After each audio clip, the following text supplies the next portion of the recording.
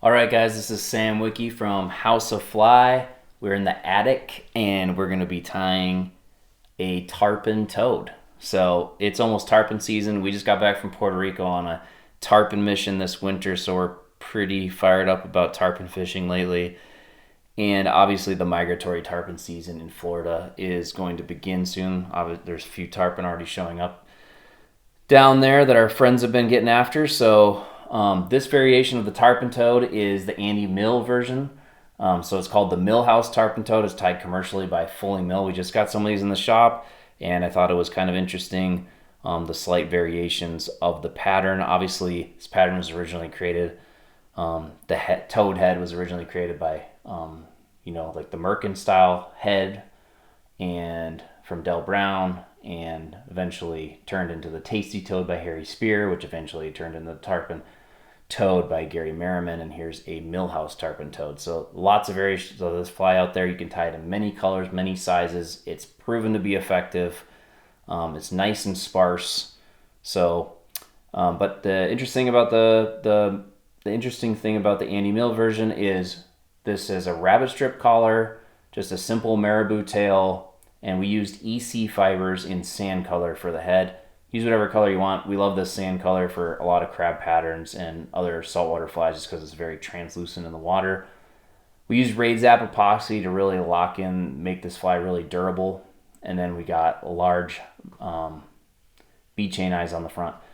The hook is kind of cool. This is our new NU Big Game saltwater hook. So it's a real stout hook, which we like because it keels the fly and allows the fly to track really straight in the water. And it's got a big eye to take 40, 60, 80 pound bite tippet, no problem. So it's a great tarpon hook. This is a 2/0 size hook. We also we also tie a lot of tarpon flies in 1/0 size, depends on what size fly you're tying and where you're fishing. So again, this is the Millhouse tarpon toad, and we'll tie it.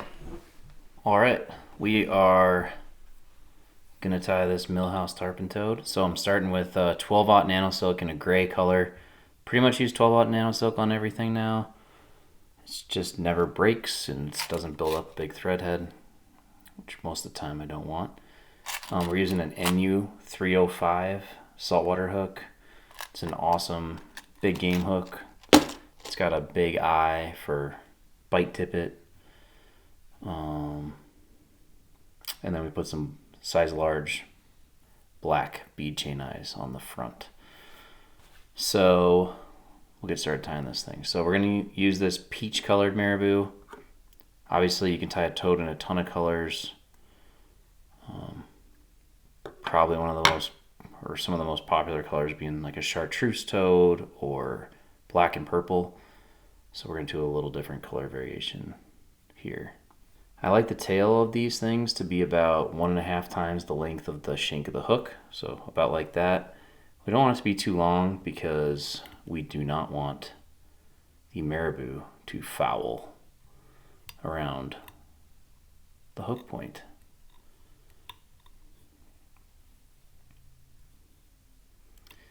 And to help solve that a little bit, we're going to throw 3 or 4 lines of thread underneath just to prop that marabou up as much as possible. It's another reason to use this 12/0 nano silk because it doesn't build up unnecessary bulk on the front of this fly here when you do stuff like that. And I'll show you one more thing we can do. The other option is to throw a mono loop underneath the marabou, which you see a lot of people do on like rabbit strip tails and stuff, but I don't think that allows the marabou to move as well on this fly. So we're going to tighten that down, just cover that with our thread. This part does not need to be super neat because we're going to cover this part with a rabbit, which is the main kind of differentiator of the Millhouse toad. All right, so we're gonna pinch all this marabou to keep it as tight as possible, and then just put a small amount of Raid Zap right at the base this does kind of two things. It stiffens the base of the marabou so that it doesn't foul as easily, and it also helps ensure that if a ladyfish or some other, barracuda or something comes zipping at this thing, it doesn't just pull the marabou right out the back, which on rabbit strip and marabou toads I've had happen on a lot of commercial flies. So there we go, we got that little stiff section there, just helps that marabou not foul as easily. Next thing we're going to do, make a dubbing loop right over that section, that hard section that we just put of the raid zap, and we're going to cover it. We'll get our dubbing twister out here, and I got a kind of a shrimp orange pink colored rabbit for this. Got most of it through the dubbing loop. So then to cut this skin off, this is a new scissors, which I kind of thought was crazy at first from Dr. Slick, but for cutting hide off of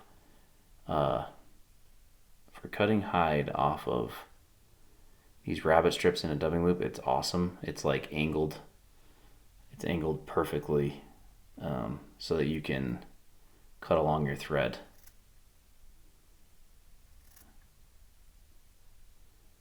They say it's so that when you put your scissors on your desk, it's easier to pick up, which I guess is true, but I think it has made cutting hide off of a rabbit strip super easy. All right, so pull those all the way to the end as much as you can without going through the thread, because we want to and you can spread them out a little bit so that it twists nicer if you want, or you can brush it out afterwards.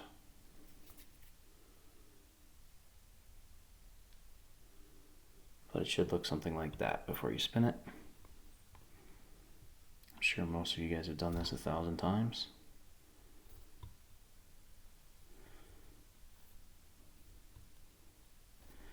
All right, then we'll just lightly brush this out.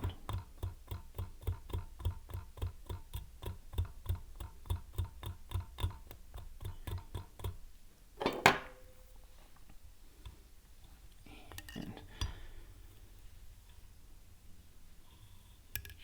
try to kind of pull it back as we're going, but you don't have to spend too much time on it, because honestly, with a brush, the fibers pull out pretty easily.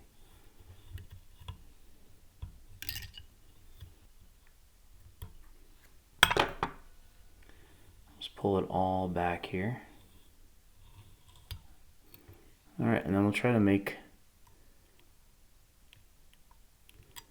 push it back as much as we can here, and then cover this as best we can with our thread, because this part will be visible from the bottom. Okay, then we have our rabbit collar.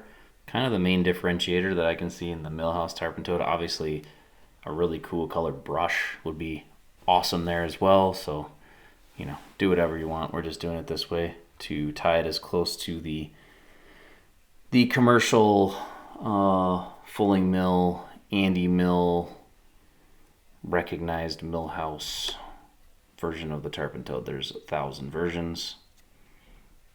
I think I said in a previous video I would probably credit Harry Spear, or even maybe even Del Brown as the creator of this style of fly. And when it comes to tarpon, I guess they say Gary Merriman was the original tarpon toad creator. All right, this is an awesome tool for creating these segments on the front of the toad. So this is just a stone faux hackle pliers, and this thing keeps everything out of the way. And I found it to be the most useful, more useful than a small hairpin or any of that kind of stuff. So, and it's also the tool, it's also my favorite tool for winding buyouts on dry flies. It pinches it softly and still has enough tension to work really good for that. So if you don't have that tool, this is a good one. I use this one all the time. All right, so we just have our first segment there. We don't need that much hanging out there. And then we're just going to make segments all the way up here. So each segment, you don't have to tie them in super strong or anything, because we are going to epoxy the whole bottom section to lock in all those fibers. This is sand color EC fiber, so it stands for Everglades City Fiber. This is a Fly Project material, and we're just cutting these into about 2-inch sections and pretty much going pretty close to each other. You can leave a little space if you want to. It depends how buoyant you want this fly to be.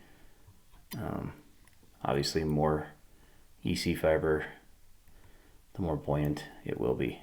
So, but I'm gonna go pretty close in segments.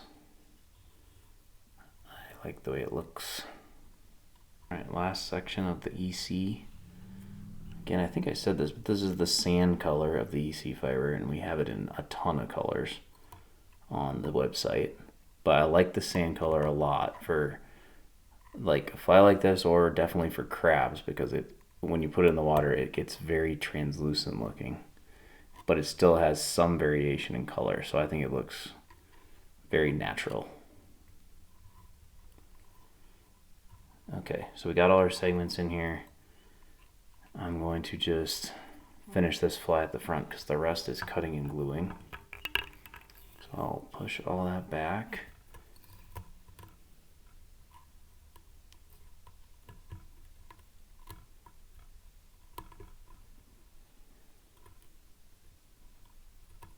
All right, so then we got our really nice looking toad head here. I'll just show you what that looks like from the top view before we cut it down. So you want all those segments nice and neat with very few, if any, overlapping fibers around the bottom. So when we glue it, we don't got a bunch of weird pokey sections. If you got any, you can cut them out. Got a couple, maybe 1 or 2 in there,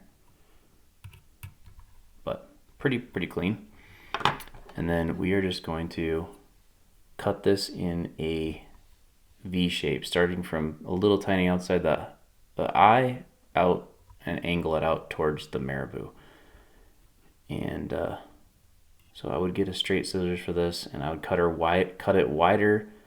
If you're worried, if you haven't cut these a lot, cut it a little wider than maybe you think, because you can always switch it and go the other way. You can always make it shorter.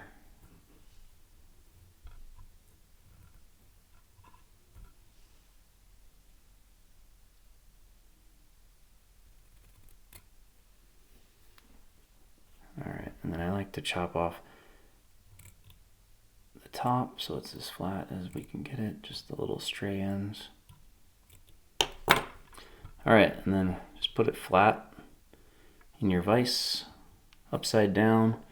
We are going to take the Raid Zap here and just put a nice thin line across the bottom, and then just let it soak over the edges into where you did all the tie-in points.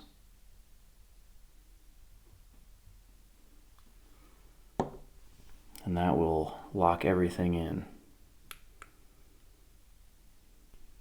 Okay, we definitely don't want these eyes to roll over at all if possible, so I also like to just put a nice little head of epoxy on both sides of the gap in the eye. Just fill that in. Highly likely that you could hit a mangrove or, well, anything, and easily knock the eyes around a lot. So the more we can lock them in, the better.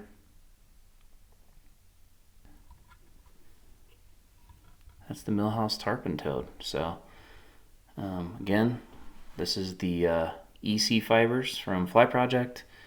Other than that, it's just rabbit strip and marabou, something we probably all have lots of different variations of colors of. Easy fly, super effective. This is the 305 NU hook.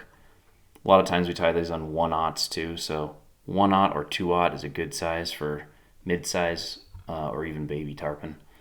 That is it. So hope you guys enjoyed watching the video. Hope you guys are getting ready for tarpon season, and we'll get head down somewhere where some migratory tarpon action is happening in the Keys or further south. And thanks for watching.